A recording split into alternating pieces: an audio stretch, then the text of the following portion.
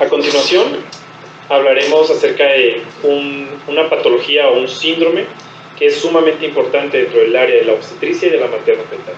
Como sabemos, el síndrome de parto prematuro va a tener muchas repercusiones, no solo a corto plazo, sino a largo plazo. Para poder entender adecuadamente este síndrome o esta patología, su fisiopatología es primordial. Por lo cual, a continuación, el doctor, hablaremos acerca de este módulo, y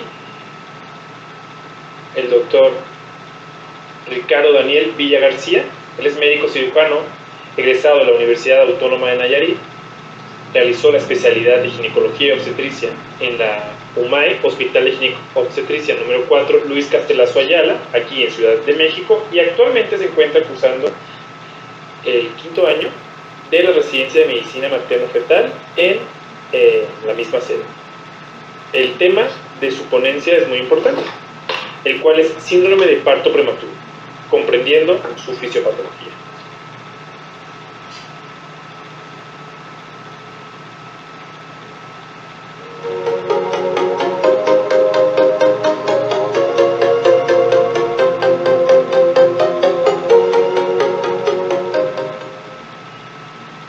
¿Qué tal? Buenas tardes. Soy el doctor Ricardo Daniel Villa García, residente de Medicina Materno-Fetal en Gineco 4, aquí en la Ciudad de México. Antes que nada, agradezco la invitación a todos los organizadores de este encuentro de residentes. Y sin más preámbulo, inicio el módulo 2, correspondiente a parto pretérmino, abordándolo en esta presentación como un síndrome y comprendiendo su fisiopatología. Como introducción, se estima que cada año nacen unos 15 millones de niños prematuros. Esta cifra está en aumento, por lo que su principal relevancia está dado por las complicaciones relacionadas con la prematurez, que son la principal causa de defunción en los niños menores de 5 años, y provocaron en el 2015 aproximadamente 1 millón de muertes. Cabe mencionar que 3/4 partes de estas muertes podrían prevenirse con intervenciones oportunas. Y en los 184 países estudiados, la tasa de nacimientos prematuros oscila entre el 5 y el 18% de los recién nacidos. Definiremos, en base al Colegio Americano de Ginecología y Obstetricia y a la Sociedad de Medicina Materno-Fetal, al parto prematuro como un parto que ocurre entre las 20 y antes de las 37 semanas de gestación. El parto prematuro puede ser tanto espontáneo o puede ser por indicación médica. El espontáneo puede ser después de un trabajo de parto prematuro, una ruptura prematura de membranas pretérmino o una insuficiencia cervical. Y el otro puede estar indicado por una complicación materno-fetal específica, por ejemplo, una preeclampsia con criterios de severidad que amerita la interrupción antes de las 37 semanas. A la vez, el parto prematuro también se puede dividir en periodos tempranos y tardíos. El parto prematuro temprano ocurre antes de las 34 semanas de gestación, y el parto prematuro tardío ocurre entre las 34 y las 36.6 semanas de gestación, sin dejar a un lado la definición de la OMS, donde menciona que los prematuros moderados a tardíos serán de las 32 a menos de 37 semanas, los muy prematuros de las 28 a menos de 32 semanas y los prematuros extremos menos de 28 semanas. A la vez, el parto prematuro es un síndrome, ya que tiene muchas causas. En 2012, los autores de esta serie se reunieron como resultado directo de una reunión de la Alianza Global para prevenir la prematurez y la muerte materna en el 2009. Se propuso una clasificación que se basa en fenotipos clínicos, que se definen por uno o más características dentro de estos 5 componentes. El primero son condiciones maternas, como una infección extrauterina, poliomelitis, un trauma materno, una enfermedad materna, ruptura uterina, preeclampsia y eclampsia. Dentro de las condiciones fetales puede ser restricción de crecimiento intrauterino, un perfil físico anormal, un síndrome de respuesta inflamatoria fetal, una anomalía fetal, una anemia, polidramios o múltiples causas por un embarazo gemelar. A la vez, también las condiciones placentarias que se describen son poliomelitis por histología, una placenta previa, un desprendimiento de esta o algunas otras alteraciones. A la vez se destacan los signos de parto, se deben de evidenciar si hay o no estos, como es el acortamiento cervical, una ruptura prematura de membranas antes de llegar al término, que inicie contracciones, que tenga dilatación cervical, sangrado, o un inicio de trabajo de parto sin alguna otra alteración. Y también pone aquí el tipo de parto que habíamos puesto, que puede ser por indicación médica o puede ser espontáneo. Este sistema no obliga a ningún nacimiento prematuro a un fenotipo predefinido, sino que permite que todas las condiciones relevantes se conviertan en parte de un fenotipo. Dentro de la epidemiología, en este segundo artículo del suplemento de Born to Some presenta una revisión de la epidemiología de parto prematuro y su carga a nivel mundial en todo el mundo, donde se estima que 11.1% de todos los nacidos vivos en el 2010 nacieron prematuros, que corresponde aproximadamente a 14.9 millones de recién nacidos pretérmino, destacando en Latinoamérica con menos de 10% de partos pretérmino. Siendo específico, en México se reporta 7.3% del total de recién nacidos en nuestro país. En este otro análisis sistemático y global, se actualizaron estimaciones anuales de mortalidad infantil por etiología del 2000 al 2015 para reflejar y considerar las aplicaciones para la meta de los Objetivos de Desarrollo Sostenible para la supervivencia infantil. Se reportó que había 5.941 millones de niños que no vivieron hasta los 5 años, de los cuales 2.681 millones, que corresponden al 45.1%, murieron en el periodo neonatal, siendo de las principales causas de muerte de niños prematuros en menos de 5 años fueron las complicaciones de un parto prematuro.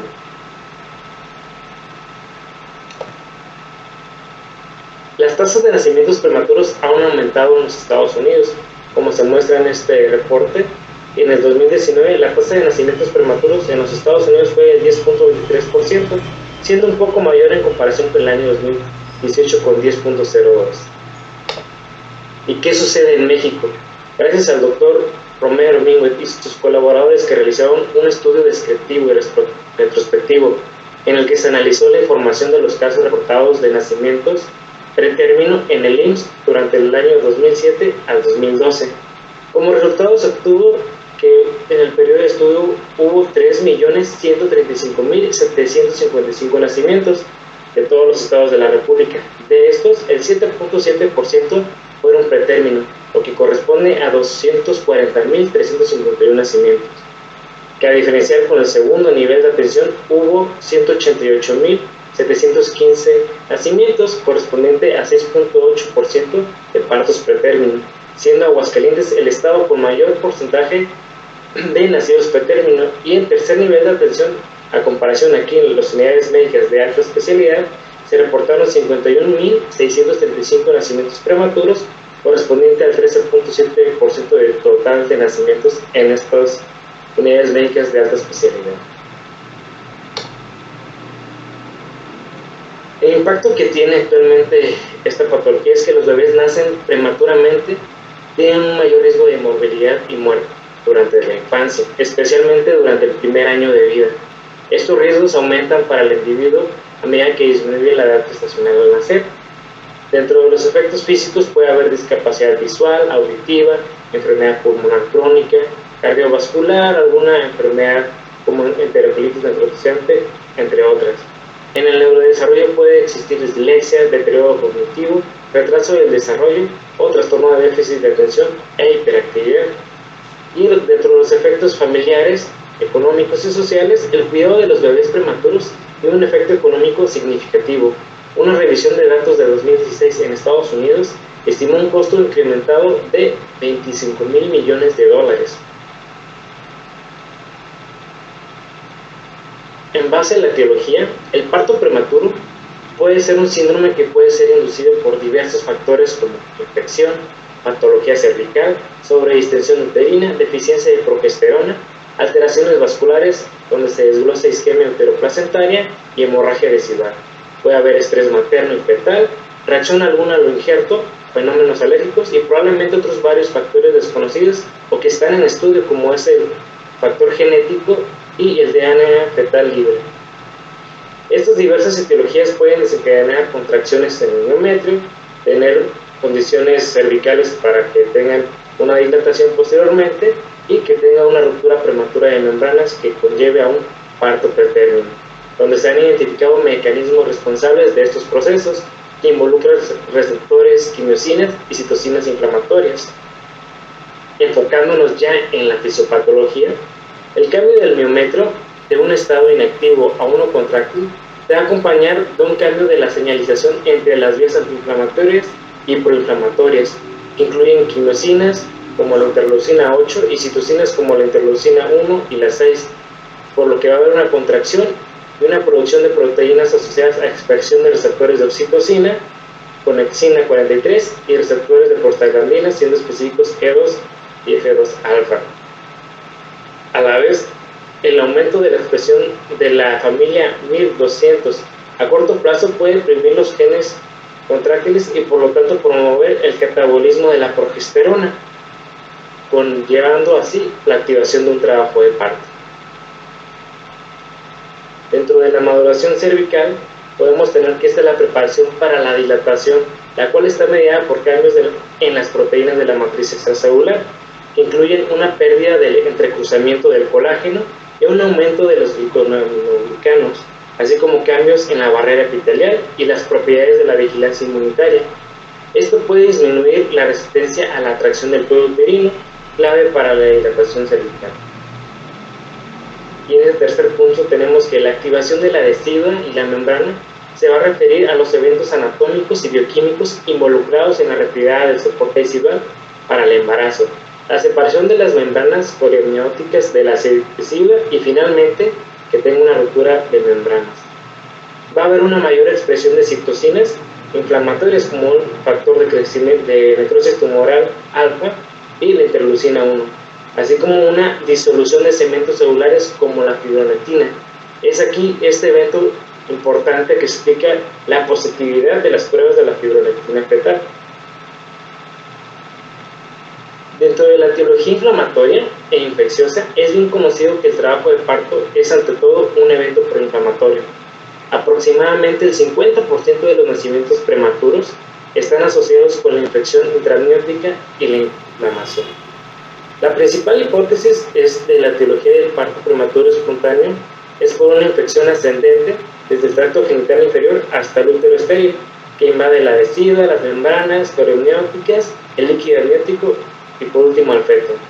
En segundo lugar podemos encontrar la vía hematógena, en tercer lugar la vía invasiva, ya sea por un procedimiento como una amniocentesis, y en cuarto lugar una vía retrógrada, como por una enfermedad pélvica inflamatoria.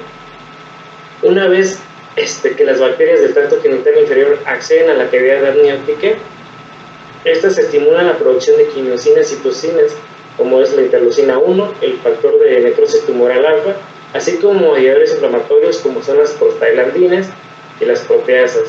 Estos productos pueden iniciar la contractilidad del miómetro e inducir una ruptura prematura de membranas antes del término. Recientemente, una inflamación intrauterina estéril también se describe como un posible desencadenante de parto prematuro, pero el término útero estéril ha sido cuestionado recientemente en un estudio publicado en Science en el 2014, además de abordar el parto pretérmino como un síndrome por tener múltiples causas. En un apartado de este, se sugirió que la placenta no es estéril y tiene una flora bacteriana más similar a la cavidad oral que a la vaginal. En los últimos años, se ha documentado que las mujeres usaban productos probióticos orales tenían un riesgo reducido en parto pretérmino, por lo que el probiótico Lactobacillus rhamnosus reduce la respuesta inflamatoria de los lipopolisacáridos en las células del trofoblasto de la placenta. Y dentro de los microorganismos asociados tenemos a Ureaplasma urolíticum, Mycoplasma hominis, E. coli, Streptococcus agalactiae, Carnierella vaginalis, Candida albicans, así como otros bacteroides. Encontramos que el endometrio decidualizado, o más bien conocido como decidua, puede verse como un tejido estromal especializado que encapsula y protege la unidad fetoplacentaria durante todo el embarazo, con funciones inmunológicas y endócrinas intrínsecas y específicas. Se va a componer de células estromales, deciduales y endógenas, y diversas células inmunitarias maternas, muchas de las cuales van a proceder de la médula ósea y están presentes en las concentraciones que varían en un patrón predecible a lo largo de la gestación. A la vez, los macrófagos endometriales, las células dendríticas, las células T reguladoras, las natural killer, van a aumentar en número durante la fase proliferativa de preparación para la implantación del blastocismo. Entre otras causas, tenemos que la predisposición genética. Actualmente se ha acumulado un conjunto sustancial de pruebas que demuestran la contribución del factor genético en la duración de la gestación y el riesgo de parto prematuro. Gracias a Zhang y colaboradores, en el 2017 realizaron estudios en la asociación de todo el genoma materno obtenido en aproximadamente 43,000 pacientes, donde se encontraron las variantes genéticas siendo relevantes el factor 1 de células B temprano, el factor de elongación eucariota con celecisteína, el receptor de angiotensina 2 tipo 2. Estos tres mostraron una asociación en el nacimiento prematuro con significado en todo el genoma materno. Y este último es el miembro 4 de la familia del sitio de integración de tipo sinalas. Este que es muy fundamental para la deshidralización del endometrio y la implantación posterior y el establecimiento del embarazo. La variante en esta pues, puede alterar todos estos procesos. En las alteraciones vasculares vamos a encontrar que aproximadamente el 30% de los partos preternos tienen lesiones placentarias compatibles con superfusión vascular materna y un número similar presenta insuficiencia de la transformación fisiológica del segmento miometral de las arterias espirales, las cuales fisiológicamente transformadas tienen un volumen ancho para poder llevar sangre al espacio intervelloso de la placenta y suministrar sangre a las vellosidades. A la vez, un subconjunto de pacientes con parto preterino se reportó que tuvo sangrado transvaginal. Esto es atribuido a la hemostasia vesical defectuosa, donde la trombina es un papel importante que genera durante esta alteración, puede estimular contractilidad miometral y degradar la matriz extracelular en las membranas peritoneáticas. Otra causa relevante es la composición de la microbiota materna, la cual está determinada en gran medida por el sitio del cuerpo, la genética del huésped, las exposiciones ambientales y el tiempo.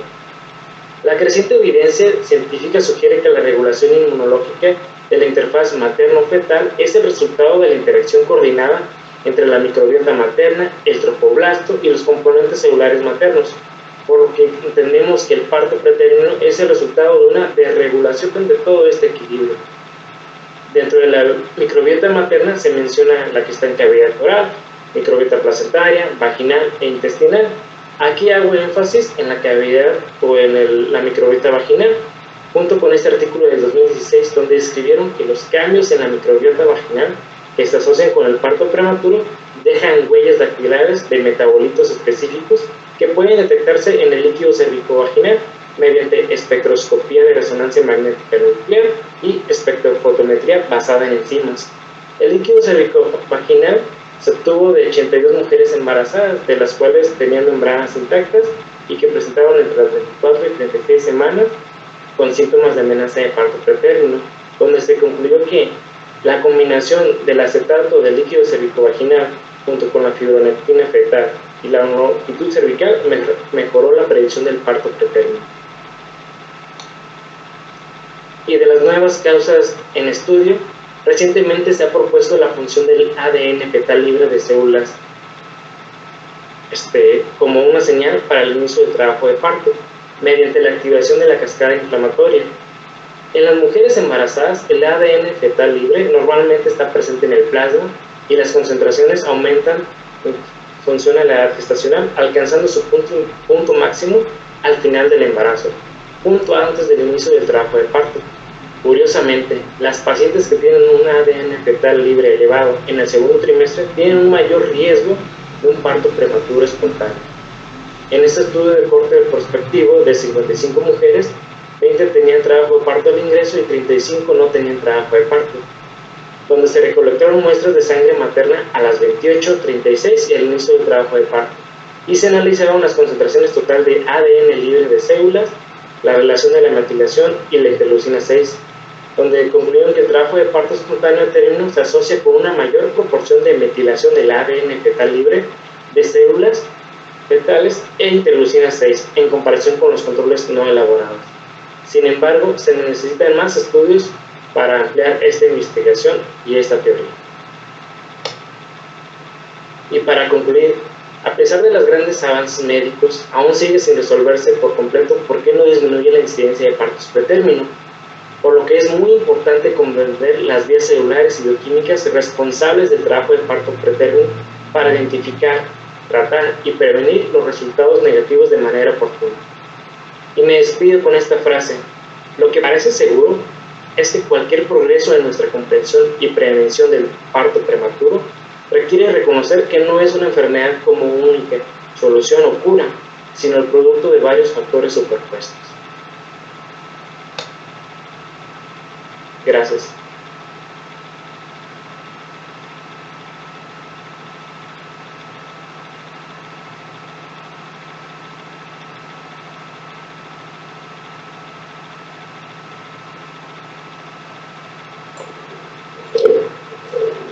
Muchas gracias al doctor Ricardo por su excelente ponencia. Vamos a continuar con el módulo de parto pretérmino y era impredecible no tocar este tema para entender el tema siguiente, el cual estará a cargo del doctor Guillermo Palestino Rojas. Antes daré un mensaje: si se les desconecta el audio o la imagen, por favor, denle reconectar en el botón superior derecho. Entonces, la siguiente ponencia va a estar dada por el doctor Guillermo Palestino Rojas. El doctor Guillermo estudió la licenciatura de médico cirujano naval en la Universidad Naval de la Escuela Médico Naval de la Ciudad de México. Además, hizo la especialidad en ginecología y obstetricia con la sede en el Centro Médico Naval, y actualmente el doctor es residente de segundo año de la subespecialidad de medicina materno-fetal en el Instituto Nacional de Perinatología.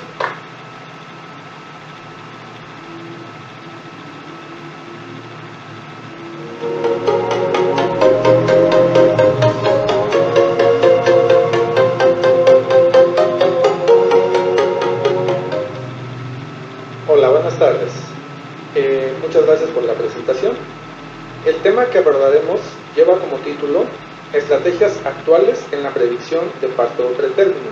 Como breve introducción, sabemos que el síndrome de parto pretérmino es una entidad que confiere un gran reto desde el punto de vista de la fisiopatología, la cual fue abordada previamente, así como de la identificación de los factores de riesgo, las herramientas o estrategias que contamos para su diagnóstico, predicción y, por último, su manejo y seguimiento. Los factores de riesgo para parto pretérmino han sido descritos a lo largo de la historia. Sin embargo, en el estudio de este síndrome se ha evidenciado que hasta 2/3 partes de las pacientes que presentaron parto pretérmino espontáneo, este se presentó sin observarse factores de riesgos evidentes para esta entidad. Como podemos observar en la presente imagen, se realizó una evaluación por vía endovaginal de la longitud cervical. Como vemos, se reporta una longitud de 2.47 centímetros. Dicho resultado de esta medición es un hallazgo importante que puede condicionar la presentación del parto pretérmino espontáneo, el cual sería mayormente evidente si se tratara de una paciente con antecedentes de parto pretérmino espontáneo previo, tabaquismo, obesidad, etc. Sin embargo, si el panorama fuera diferente y si se tratara de una paciente sin estos antecedentes e incluso de una paciente primigesta, por lo tanto, ¿cuál sería la conducta a seguir respecto a la predicción de esta paciente? Es importante saber la existencia de cuáles son los factores de riesgo que se han asociado ampliamente a este síndrome, así como también es de suma importancia saber cuál de ellos puede ser modificado o prevenido, y cuáles que, si bien no pueden ser modificados, sí es meritorio conocerlos e identificarlos. Por lo tanto, se han agrupado en dos grandes grupos: factores de riesgo modificables y no modificables.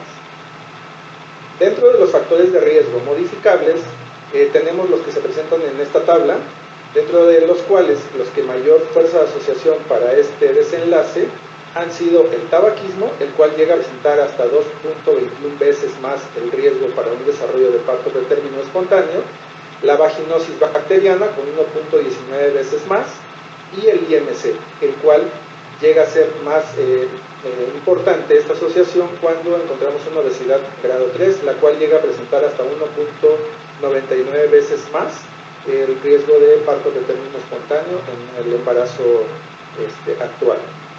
El otro grupo que tenemos de factores de riesgo son los no modificables. Estos, los más importantes o los que tienen mayor fuerza de asociación, tenemos el antecedente de un parto pretérmino espontáneo previo, el cual llega a presentar hasta un 9.5 veces más el riesgo de desarrollo nuevamente de parto pretérmino espontáneo, así como una longitud cervical menor a 25 milímetros, el cual tiene un riesgo relativo de 6.19. Es importante mencionar que ante estos factores de riesgo, nosotros es muy importante establecerlos e identificarlos, ya que podemos realizar intervenciones puntuales que pueden prevenir el desarrollo de este síndrome y ha conferido mejores resultados perinatales. Una vez puntualizados estos factores de riesgo que han presentado mayor fuerza de asociación, iniciaremos la revisión de cuáles herramientas tenemos disponibles para poder realizar una predicción de esta patología. Como ya mencionamos previamente, el hecho de utilizar los antecedentes maternos o los antecedentes de la paciente juegan un rol importante de manera independiente.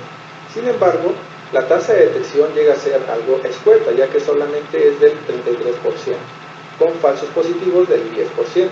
Sin embargo, el hecho de agregar una medición de la longitud cervical sí nos confiere un aumento en nuestra tasa de detección. Por lo tanto, ¿qué herramientas contamos para la predicción?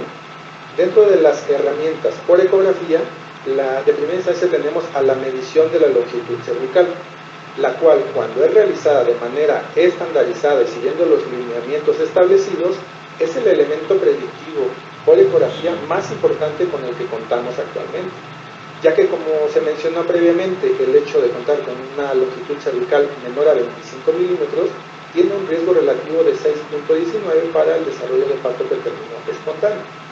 Sin embargo, existe una gran controversia del momento en el cual debemos realizar esta medición, ya que, como sabemos, existen calculadoras de riesgo que la incluyen incluso desde el primer trimestre. Sin embargo, a esta edad gestacional realmente tiene una utilidad predictiva. Como podemos ver, en 2020 se publicó un estudio en el cual analizan la medición de la longitud cervical en los 3 trimestres, primero, segundo y tercero. Y ellos concluyen que en primer trimestre no hubo una significancia estadística para predecir el parto pretérmino. Sin embargo, observaron que en segundo y tercer trimestre hubo una adecuada asociación para la predicción del parto pretérmino. E incluso entre las 28 y 32 semanas se encontraron una mejora de abajo la curva. Ellos utilizaron el punto de corte de 2.49 centímetros con un muy buen valor predictivo negativo y una adecuada especificidad. Por lo tanto, concluyen en que la medición de la longitud cervical debería realizarse a partir del segundo trimestre. Otras herramientas por imagen con las cuales contamos son ciertas características que podemos visualizar en el cervix, que es la tunelización o el funneling cervical y el sludge, que también es, o también conocido como lodo amniótico. Estos han presentado en este estudio, en 2016, ellos analizan de manera individual estas características: longitud cervical, fibronetina fetal, la tunelización y el sludge. Y mencionan que la presencia de sludge o lodo amniótico llega a presentar un OR de hasta 2.11. Por lo tanto, es importante también tomar en consideración estas características por ecografía. Otro método por ecografía importante es la de la ecografía, el cual es un método también por ultrasonido no invasivo y que nos va a ayudar a evaluar las propiedades mecánicas del tejido.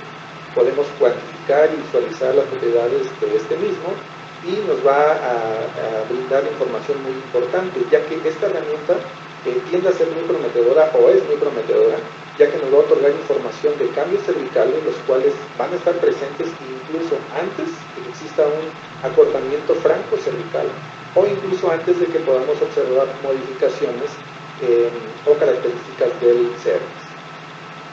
Sin embargo, sí tiene ciertas desventajas, las cuales llegan a ser el acceso a esta herramienta no es tan sencillo, no es tan fácil, así como la confiabilidad intraobservador, así como la estandarización de la técnica de aplicación de esta herramienta.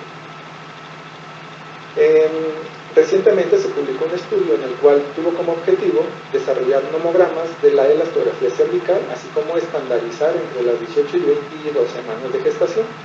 Ellos lo que realizaron fue una corte prospectiva mediante la elastografía y evaluaron 5 parámetros cuantitativos, de los cuales, o de estos 5 parámetros fueron la rigidez del sistema operativo interno, externo, relación de la rigidez del sistema operativo interno, externo, el índice de dureza y el índice de contraste de elasticidad. Ante el análisis univariado establecieron que, o más bien no se encontró una asociación con el parto pretérmino espontáneo. Sin embargo, al realizar el análisis multivariado, encontraron que el índice de contraste de elasticidad presentó un OR al menos aceptable para la predicción de parto pretérmino espontáneo. Por lo tanto, concluyen en que esta es una herramienta que llega a ser estable y confiable en este periodo de tiempo, entre las 18 y 22 semanas. Por lo tanto, es importante incluirlo como una herramienta predictiva. Asimismo, contamos con marcadores bioquímicos de infección, inflamación, así como proteínas de degradación de la matriz extracelular, ya que, como se ha descrito, el parto o durante el parto, este se va a asociar con inflamación significativa y una mayor expresión de citocinas, quimiosinas, factores proinflamatorios, prostaglandinas y proteínas de la degradación de la matriz extracelular. Como vemos aquí, la interleucina 6 sérica, la interleucina 1, 2 y 8 cervical, factor de necrosis tumoral alfa, la proteína C reactiva y algunas proteínas de la degradación de la matriz extracelular, que son la fibronectina fetal, el factor de crecimiento similar a la insulina tipo 1, la hormona gonadotropina colónica humana y la alfa-1 microglobulina placentaria 1. Sin embargo, a pesar de que la investigación de estos marcadores tienen una utilidad para el parto pretérmino espontáneo, su mayor utilidad y empleabilidad ha sido en pacientes que presentan datos clínicos de parto pretérmino. Por lo tanto, el empleo de estos marcadores bioquímicos como tamizaje o incluidos en modelos predictivos para parto pretérmino espontáneo aún sigue siendo limitado. Una vez que analizamos las herramientas con las que contamos, las herramientas predictivas, así como los factores de riesgo para parto pretérmino espontáneo, describiremos cuáles han sido los modelos predictivos más importantes y que se han publicado. En 2011 se realizado por Beta y colaboradores, incluidos el Dr. Nicolaides, realizan un modelo predictivo para parto pretérmino antes de las 34 semanas. Ellos incluyen factores maternos, bioquímicos, de perfusión y función placentaria, así como, la medición de estos fueron en el primer trimestre. Sin embargo, podemos observar que la tasa de detección de este modelo fue de 38.2% cuando se contaba con un antecedente de parto pretérmino espontáneo previo. Sin embargo, esta tasa de detección fue aún más baja cuando se trataba de pacientes primigestas. Posteriormente, en 2012, Greco y colaboradores realizan un nuevo modelo predictivo, el cual de igual manera fue para pacientes antes de las 34 semanas. Incluyeron características maternas como la talla, el peso, la edad, raza y paridad, una medición de la longitud cervical, de igual manera realizada entre las 11 y 13 semanas, y este modelo ofreció una tasa de detección de hasta el 54.8% con falsos positivos del 10%. Posteriormente, en 2013, Sananes realiza un nuevo modelo predictivo, el cual ya incluye pacientes hasta antes de las 37 semanas, incluyó factores maternos, obstétricos, marcadores en primer trimestre, y se observó una tasa de detección de este modelo de 23.3%, con una tasa de falsos positivos del 10%. Sin embargo, aquellas pacientes que presentaron un embarazo o que tenían la característica de un embarazo más allá de las 16 semanas, la tasa de detección aumentó hasta un 29.7%. Posteriormente, en 2015, Mailat Poproni en Viena realiza una validación interna de dos modelos que fueron previamente mencionados. Sin embargo, esta validación fue realizada en pacientes que ingresaron a un hospital o a un centro hospitalario con datos clínicos de parto pretérmino. Por lo tanto, esta validación se realizó tomando en cuenta antecedentes obstétricos históricos de la madre, la longitud cervical, la proteína C reactiva y fibronectina fetal. Concluyen que la validación interna tuvo índices de concordancia bastante buenos.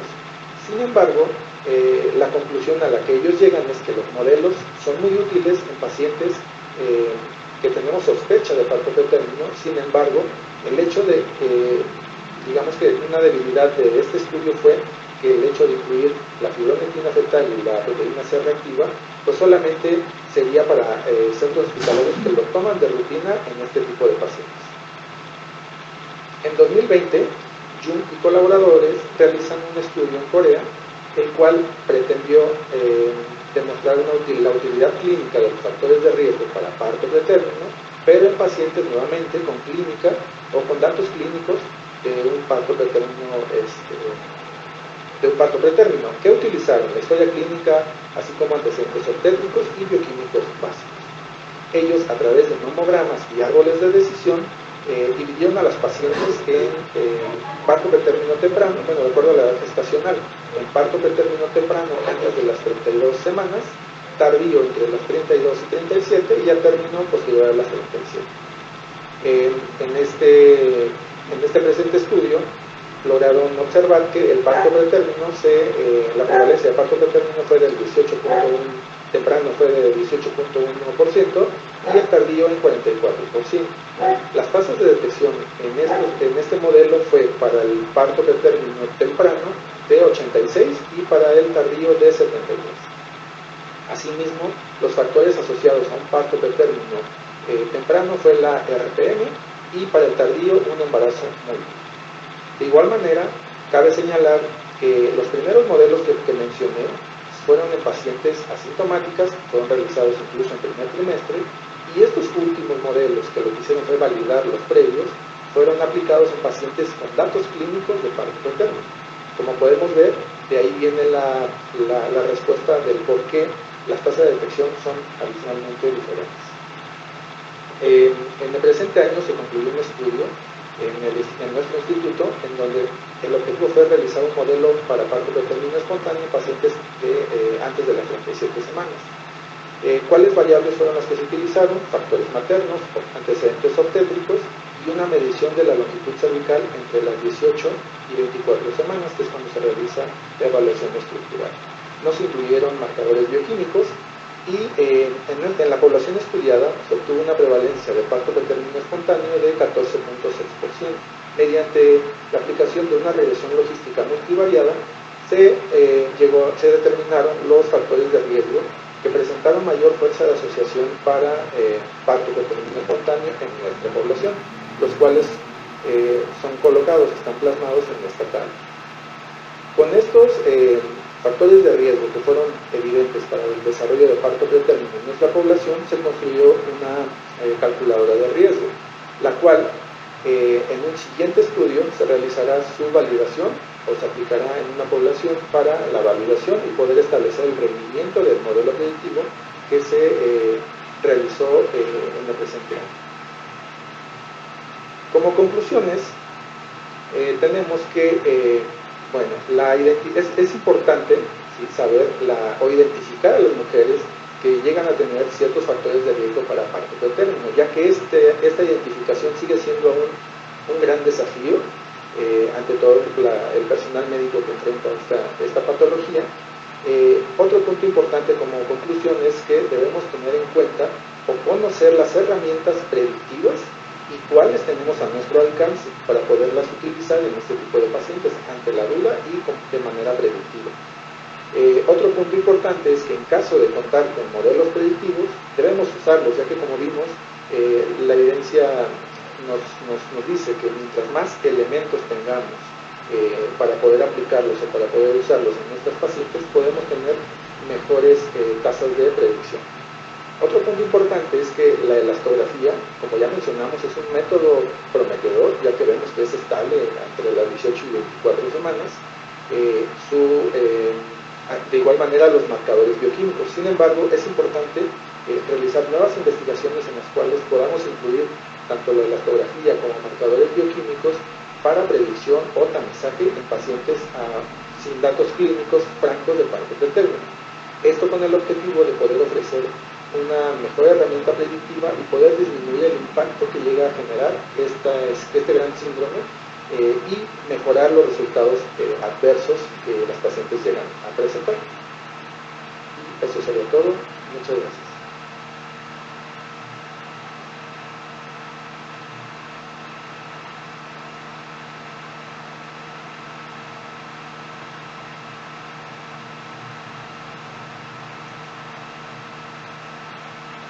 Tan excelencia pone.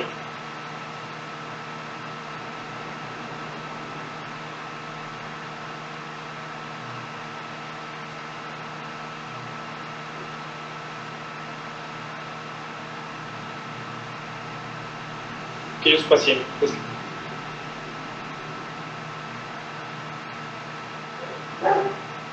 a ver.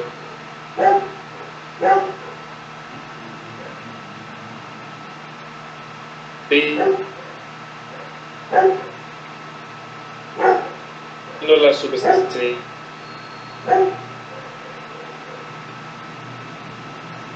Parto prematuro.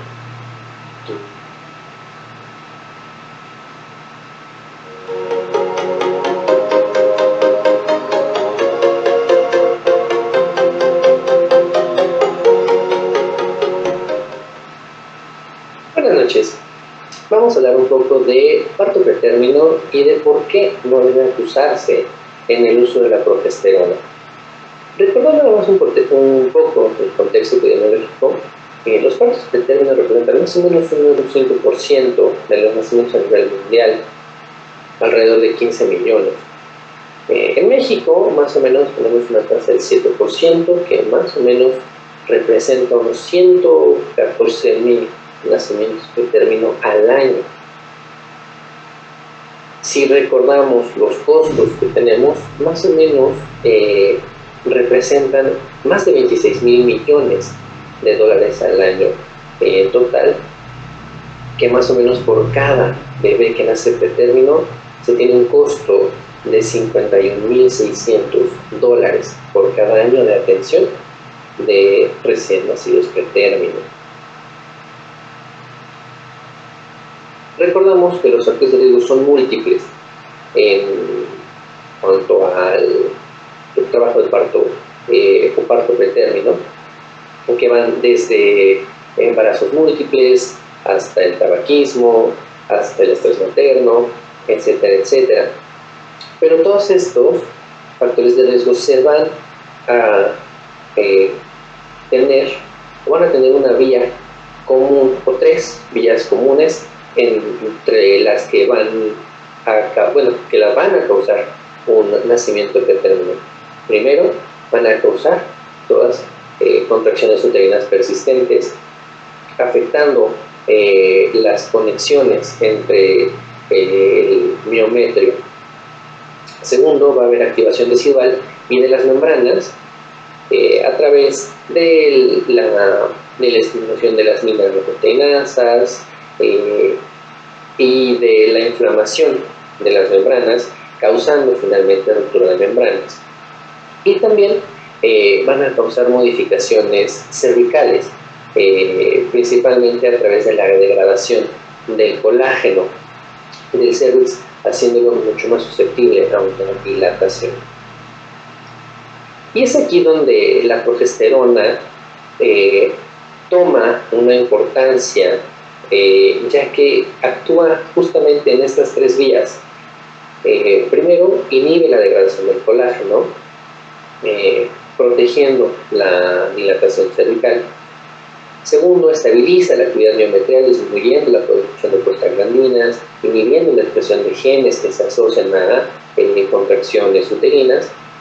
Y finalmente tiene un efecto antiinflamatorio, principalmente la inhibición de interleucina 1, interleucina 8, disminuyendo el riesgo de que haya una activación residual y de las membranas y finalmente una ruptura.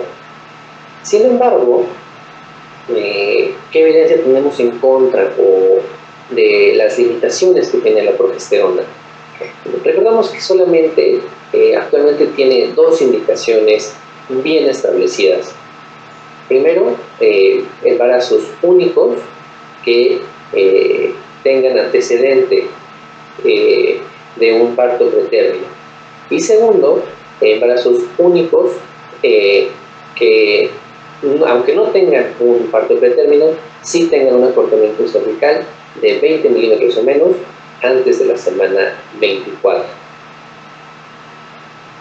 ¿Y qué otra evidencia también tenemos en contra del uso de la progesterona? Pues el estudio Optimum, en donde se compararon los desenlaces de pacientes tratadas con progesterona y con placebo, en donde no se encontró ninguna diferencia significativa entre la muerte fetal o el nacimiento antes de la semana 34, en la mortalidad neonatal, ni en los resultados de neurodesarrollo hasta los 2 años.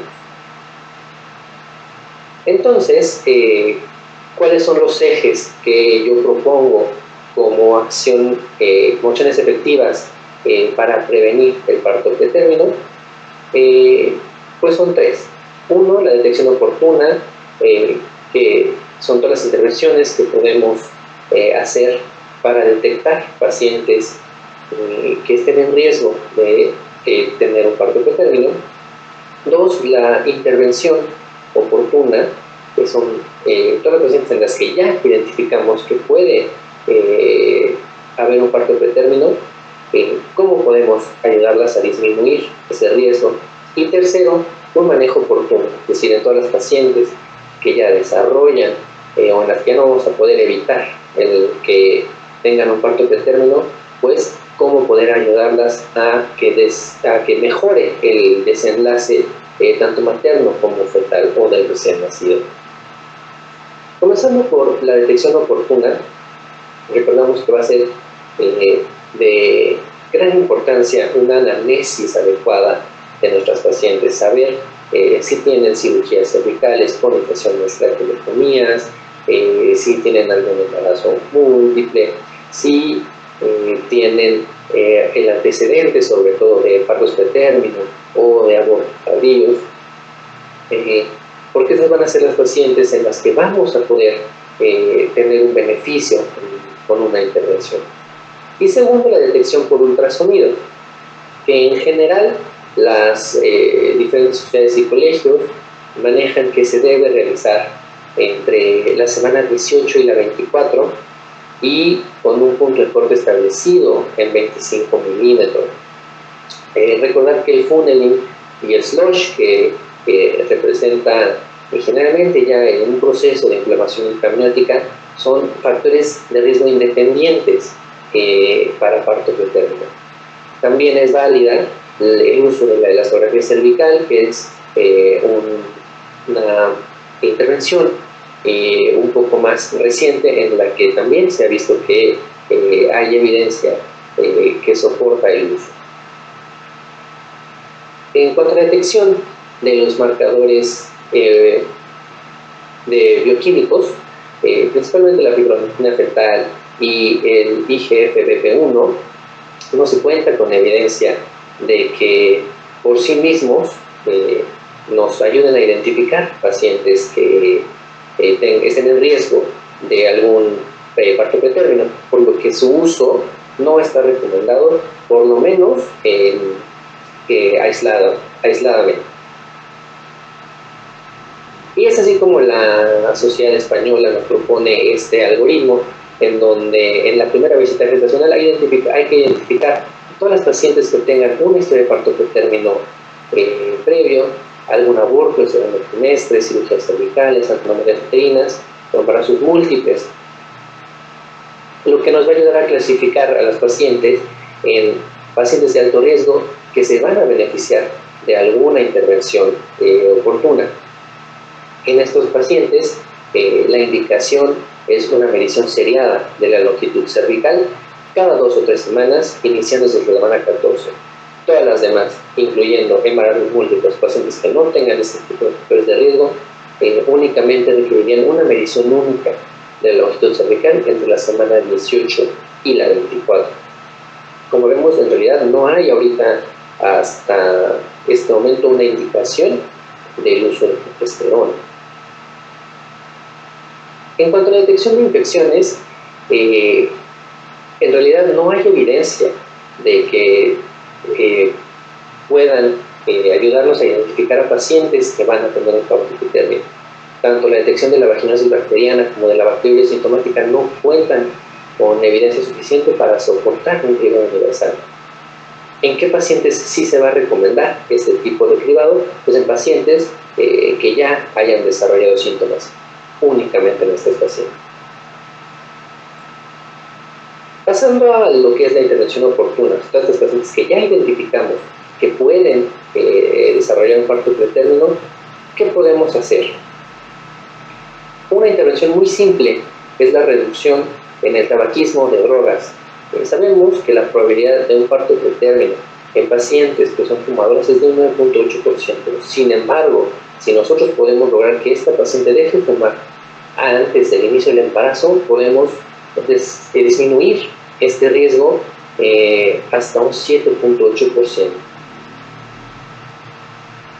En cuanto a la corrección de la anemia, no se cuenta con evidencia para soportar su uso, ya que no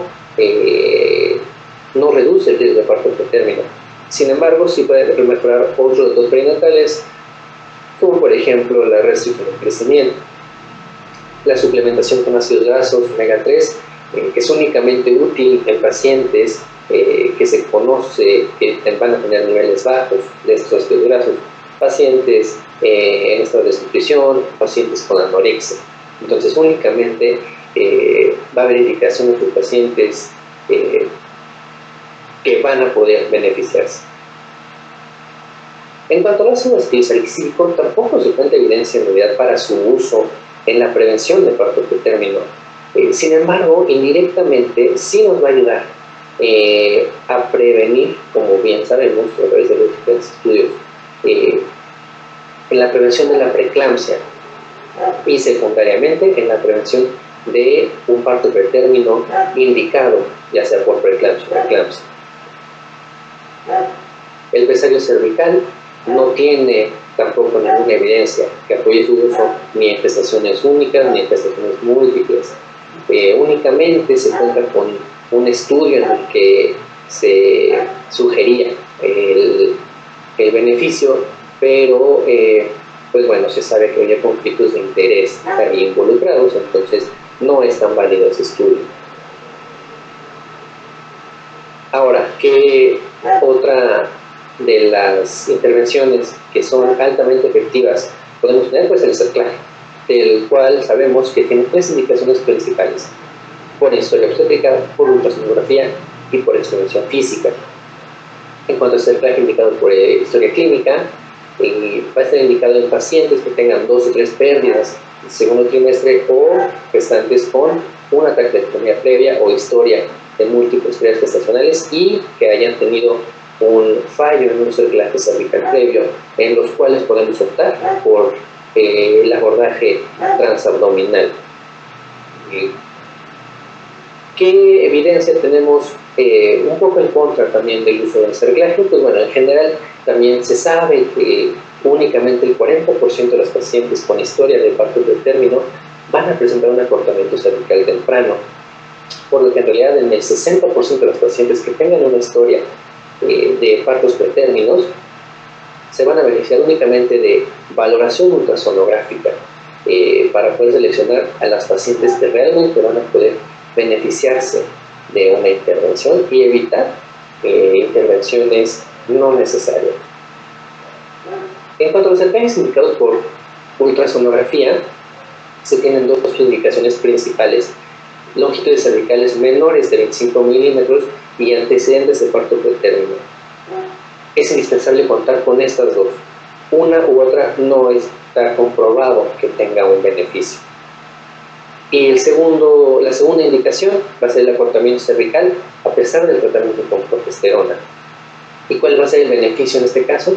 Pues como vemos, vamos a poder prolongar el embarazo más o menos unas 7 semanas, de 27 semanas hasta 34, de acuerdo a la evidencia con la que contamos hasta ahorita.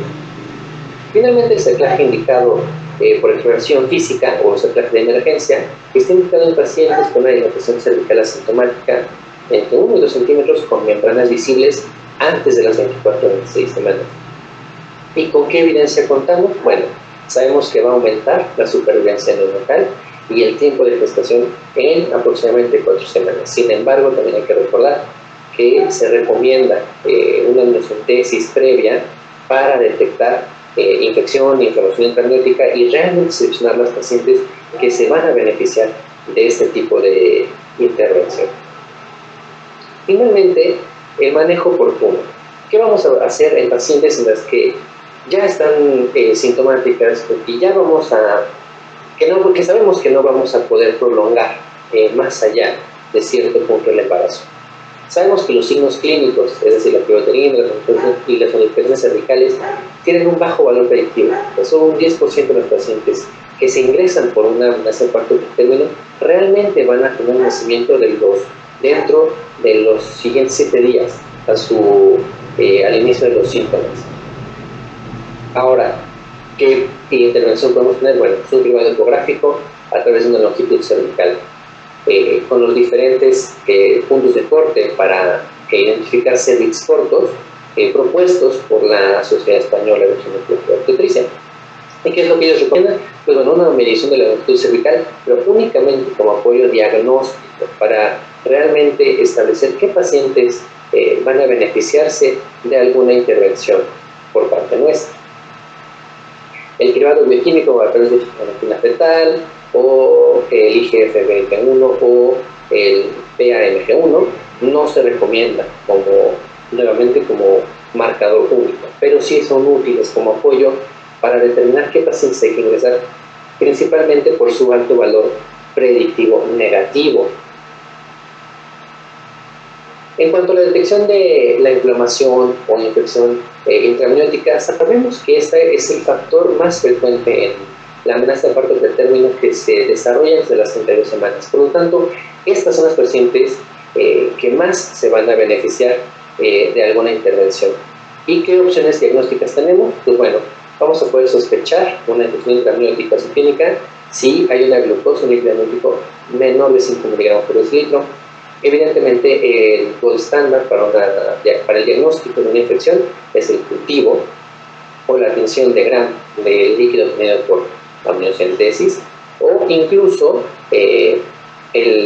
la medición de interleucina 6 en líquido amniótico o el conteo de leucocitos arriba de 50 células por campo. Ahora, en estos pacientes, ¿cuáles son las intervenciones que tienen evidencia y cuáles no? No hay evidencia de beneficio en pacientes que se les da reposo en cama, hidratación, los corticoides profilácticos y los antibióticos profilácticos. De hecho, al contrario, estos tienen más efectos perjudiciales que benéficos. Pero ¿qué intervenciones vamos a poder tener que sí beneficien a la paciente? Pues bueno, la topólisis únicamente para poder administrar un esquema de maduración pulmonar y neuroprotección con sulfato de magnesio. Y finalmente también los antibióticos en pacientes que estén sintomáticas, que tengan una coriamnoitis ya establecida o una infección intraamniótica subclínica. Ahora, ya en el momento de que no pudimos detener el trabajo de parto, ¿qué podemos hacer? Bueno, lo principal es la elección adecuada de la vía del parto.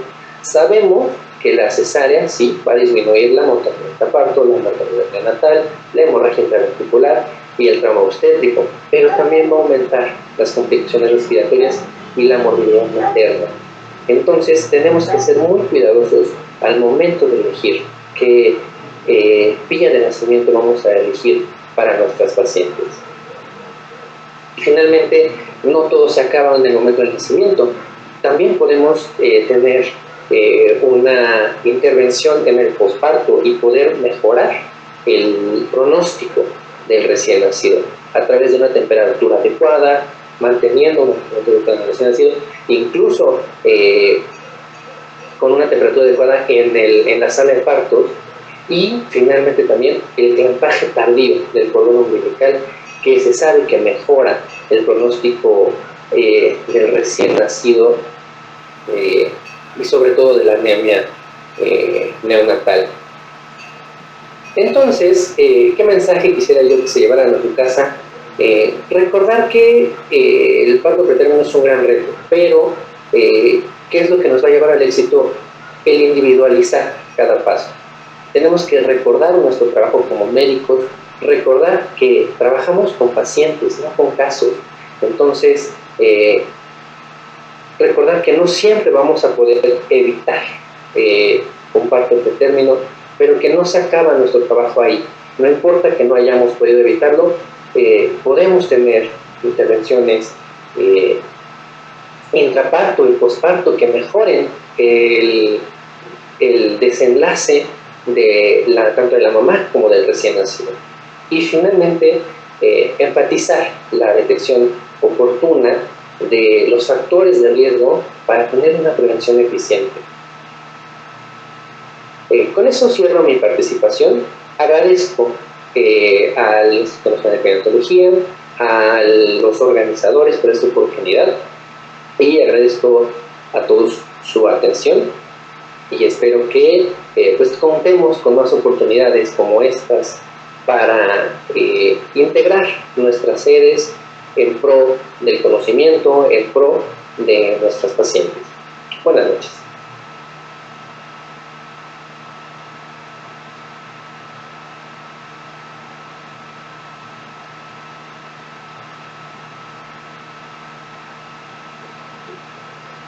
Muchas gracias, doctor, por su excelente ponencia. Ya para concluir el segundo módulo, por cuestiones de tiempo nos vamos a ir a la parte de preguntas y respuestas. Y vamos a iniciar con la pregunta para el doctor Ricardo Villa. Doctor, esta pregunta es hablando fisiopatológicamente, ¿ok? Se mencionó muy bien donde en caso de que haya evidencia de mala remodelación de las arterias espirales, esto puede ser uno de los efectos donde puede actuar la aspirina. Aquí usted, ¿cuál es su posición y si estaría indicado o no el uso en estos pacientes?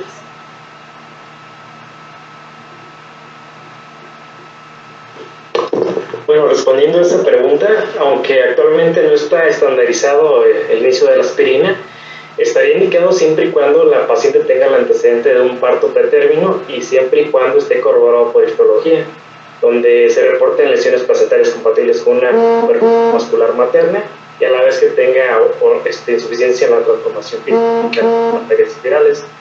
Recordando que hasta aproximadamente el 30% de los partos pretérminos tienen estas alteraciones.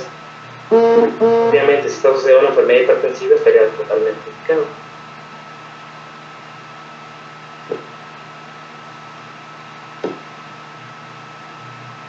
Muy bien, muchísimas gracias, doctor Ricardo. A continuación, una pregunta para el doctor Guillermo Palestín.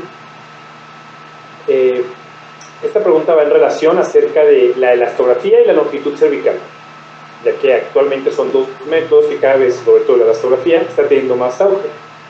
¿Cuál es superior para predecir parto prematuro en comparación de estos dos métodos?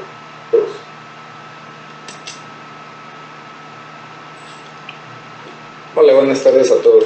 Es una pregunta muy interesante, ya que existen múltiples estudios que han pretendido comparar estas dos técnicas o herramientas predictivas de una manera aislada, pero un punto importante es que para predicción de parto pretérmino espontáneo.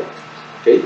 Uno de los estudios más concluyentes fue un metaanálisis realizado en 2018, el cual comparó la longitud cervical medida por vía vaginal y la elastografía cervical, pero usando técnicas por presión y por onda cortante. En este estudio se demostró que el rendimiento de la elastografía demostró una sensibilidad del 84% y una especificidad alrededor del 82%, en comparación con la longitud cervical medida por vía endovaginal, la cual reportó una sensibilidad menor, esta fue cercana al 35%, y una especificidad cerca del 86%. Sin embargo, la disponibilidad de esta herramienta, de la elastografía o del software para realizarla, sigue siendo reducida y el acceso aún limitado, ¿no? Por lo tanto, hay que recordar que la longitud cervical menor a 25 milímetros de manera aislada representa un RR muy importante para la asociación de este gran síndrome, ¿no? Y por lo tanto, tomar un corte de 25 milímetros pues tiene un adecuado rendimiento con especificidad hasta un 82 y valores predictivos, sobre todo el valor predictivo negativo, hasta un 98%. Por lo tanto, en caso de contar con estas dos herramientas ecográficas, o al menos la posibilidad de realizar una medición por longitud, de la longitud cervical por vía endovaginal, es importante realizarla y poder guiar nuestro manejo y seguimiento de estas pacientes, sobre todo de las que están del grupo de pacientes con alto riesgo o alta prevalencia para un parto pretermino espontáneo.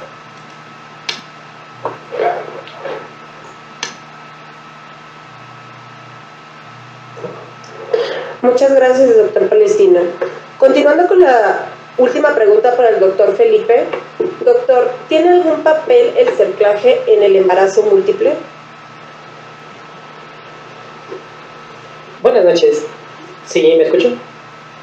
En realidad lo que nos dice la evidencia y como están las guías, no es tan efectivo el cerclaje en embarazos múltiples.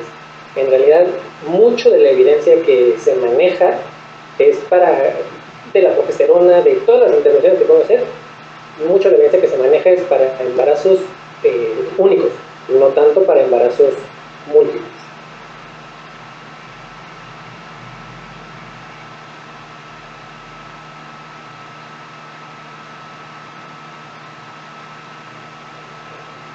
Perdimos ahí un poquito la conexión con el doctor Felipe y bueno, y más por el momento para agradecerles el primer día del Encuentro Nacional de Residentes.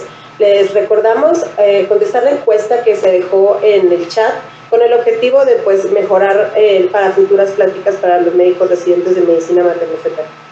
Y recordarles que mañana también hay dos módulos sumamente importantes, el de alteraciones de crecimiento y neuroprogramación o programación fetal y el de enfermedades autoinmunes en el embarazo. Igual empezaremos a las 18 horas. Muchas gracias por todo. Buenas noches. Hasta luego.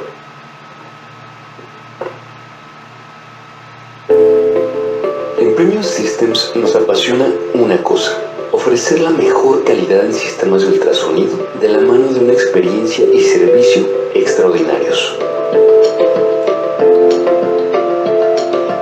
Por esa razón, decidimos distribuir exclusivamente equipos General Electric y capacitarnos para ofrecerte soluciones integrales en el desarrollo de